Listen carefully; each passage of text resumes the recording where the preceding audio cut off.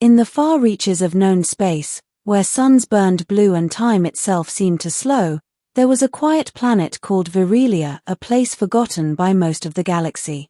It was not a world of warriors or kings, but of farmers and healers. And among them lived Dr. Elias Venn, a man who had exiled himself from the chaos of the core worlds after witnessing too much death in too many wars. Elias had once been one of the finest xenobiologists in the Galactic Union. He could treat wounds no machine could touch and cure diseases that had stumped fleets of medical AIS. But his faith in the Union's mission had died during the Nithian Purge, when his research was twisted into biological weapons. Now, he lived in isolation, tending to the sick in a quiet village, hoping the galaxy would forget his name. That peace ended one crimson dawn when the sky tore open. The beginning, the arrival. The people of Virelia were used to meteor showers. The planet's twin moons often dragged debris through the upper atmosphere. But this was different.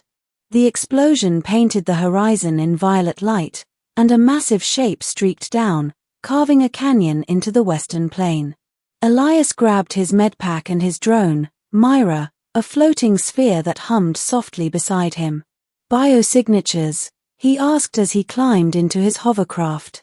1, Myra replied. Humanoid, but readings are unstable. Radiation levels are high. When he arrived at the crash site, he expected a shipwreck, maybe a smuggler or a pirate gone astray. Instead, he found something that froze him in place, a sleek, half-melted craft marked with glyphs he didn't recognize. Its hull pulsed with faint energy, like it was alive. And beside it lay a figure. The body was wrapped in a torn exosuit of black and silver. Blood, if it was blood, glowed faintly blue beneath the armor's cracks. Her face was pale, angular, and framed by short strands of metallic hair that shimmered like quicksilver. She was dying. Elias knelt, scanning her vitals. Myra beeped urgently. Warning, genetic structure non-human. Cellular decay accelerating. We can stabilize her, Elias muttered. I'm not letting another life slip away. He carried her back to his lab. For 3 days, she hovered between life and death. The wounds refused to close. Her body rejected every compound he tried. In desperation, Elias synthesized an adaptive serum based on his old Union research, the kind forbidden since the Purge. It could rebuild tissue by rewriting cellular code. Dangerous, unstable, but her only chance. When he injected it, her body convulsed. Energy rippled across the lab's walls, shattering equipment. Myra's systems flickered out. Elias shielded his eyes. And then, silence. When he looked again, her breathing had stabilized. The strange blue glow had dimmed. She lived. The middle, the Queen of Stars. She awoke on the 4th day. Her eyes opened, silver, bright, cold as nebula light. Where am I? She whispered. Her voice carried a resonance that made the air vibrate. You're safe, Elias said, gently. You crashed on Virelia. I'm a healer. She sat up, disoriented, scanning the room as if calculating every exit.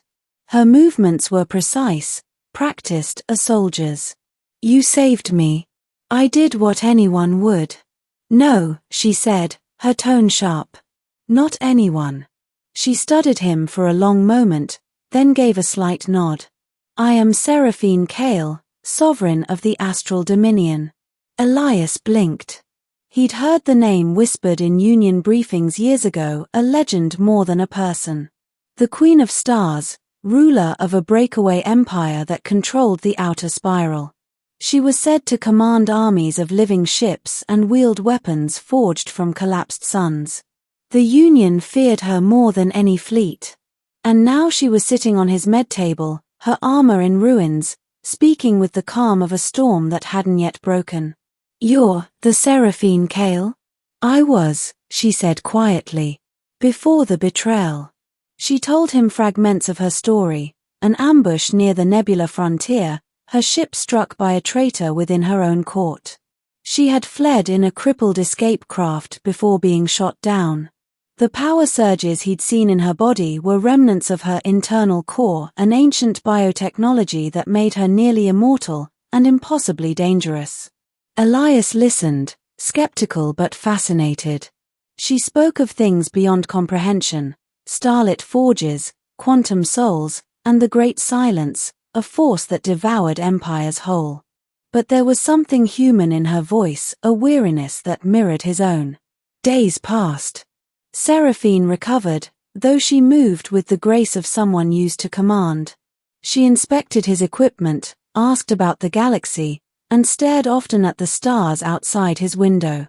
One evening, as they shared the quiet hum of Myra's repairs, she asked, "Why did you save me, Elias Venn?" He hesitated. "Because you were dying. And if you'd known who I was, I would have done the same." She smiled faintly. "You are either very brave or very foolish." "Both," he said. That night, he dreamed of stars bleeding light, of a woman standing atop a burning world, her eyes twin novas staring into him.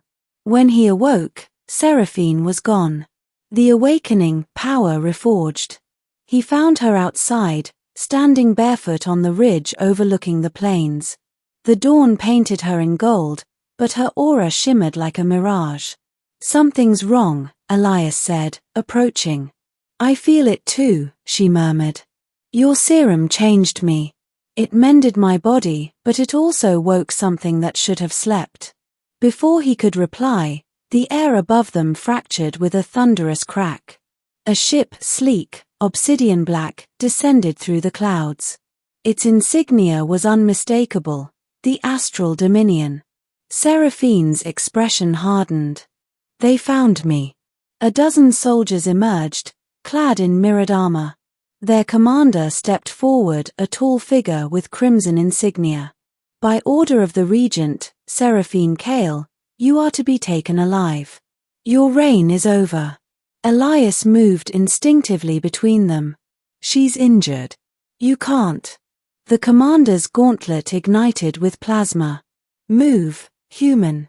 Seraphine's hand brushed Elias's shoulder. "Stay back." Her eyes flared. The air itself seemed to pulse. The serum Elias had created, his forbidden creation, reacted with the alien biotechnology inside her. Energy cascaded from her skin in waves of light. In a single motion, she raised her arm, and a pulse of pure force erupted, sending the soldiers flying. The ground shook, dust swirling like a storm. Elias stared, awestruck. "What are you?" "What you made me," she said. "You didn't just heal me, Elias. You awakened the Queen of Stars again." More ships descended from orbit. The Dominion wasn't sending a rescue, they were sending an army. "They won't stop," she said. "Not now that they know I live." "Then run," Elias urged. "You're still weak." "No. I was weak before. Now," her gaze burned brighter. "Now I remember who I am. The middle, the choice." 4 days, chaos consumed Virelia. The Dominion's forces occupied the skies, hunting Seraphine. Elias's village was evacuated, but he stayed behind, helping her plan. Myra calculated their odds, less than 1% survival if they attempted to escape orbit. Elias refused to abandon her. "You need me," he said. "That serum is unstable. It could burn you out from the inside." Seraphine hesitated. "You would die for someone who could destroy worlds."